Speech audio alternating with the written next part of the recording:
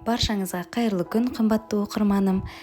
Бүгін сіздермен американдық синнабон деп аталатын тәтті бөлікелер дайындаймыз. Ол үшін сүт қажет болады, еріп тұрған сары май, ұн, 2 жұмыртқа, дрожж, қант және тұз қажет болады. Ең алдымен сүтімізді жылытып ыдысымызға құямыз және оған 1 шай қасық қантты салып, дрожжды салып апара жасаймыз.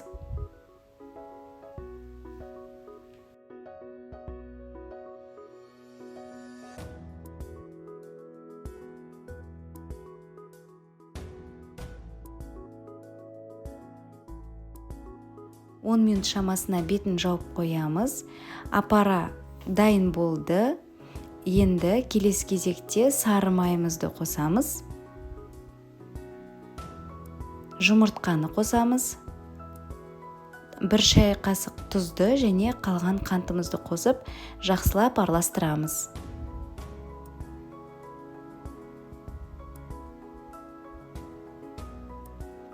Келесі ұнымызды аздан қоса отырып, жұмсақ қамыр илейміз.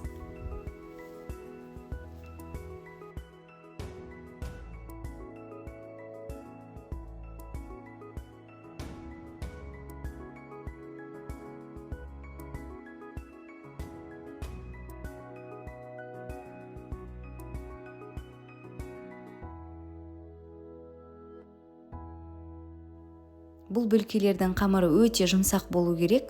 Ұнды көрсетілген мөлшерден артық қосып қажет емес.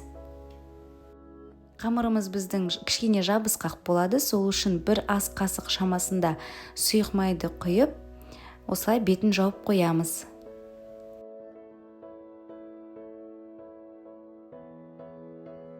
Мінекей қамырымыз біздің 3 есе көлемде үлкейді. Ендігі кезекте жаюға кірісеміз.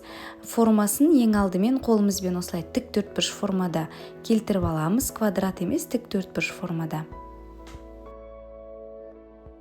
Қамырымыз өте жұқа болып кетпесін, жарты сантиметр шамасында болғаны дұрыс. Келесі жайып болған соң, еріп тұрған сары майды осылай барлық жеріне жағып шығамыз. Келесі кезекте қантымызға корицаны қосып жақсылап араластырамыз. Корицаның мөлшерін өзіңіздің қалауыңызша қоссаңыз болады. Содан кейін осындай рулетке айналдырамыз. Келесі осындай қарапайым жіп қажет болады. 2 қабаттап алғаныңыз дұрыс. Осылай астынан өткізіп, осылай кескен бізге тиімдірек, өйткені пышақпен кессеңіз, рулеттің аралары жабысып қалады. Содан кейін формаға қойған кезде араларын ашып қойғаныңыз жөн, өйткені бетін жауып, тағы да жарты сағат шамасында қойып қоямыз. Келесі бетіне жағатын кремді дайындаймыз. Ол үшін осындай творожный сыр қажет болады. Және қант ұнтағы қажет болады. Қант ұнтағын өзіңіздің қалауыңызша қоссаңыз болады.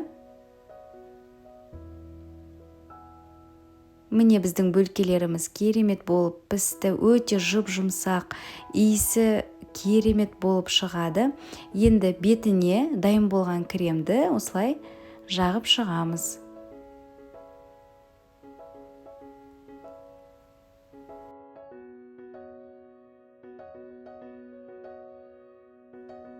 Міне біздің синнабон бөлкелеріміз дайын болды. Бұл менің ендігі ең сүйікті бөлкелерімнің бірі. Қараңыз, іші өте жұп-жұмсақ, толықтай пісіп шығады. Дайындап көруге кеңес беремін.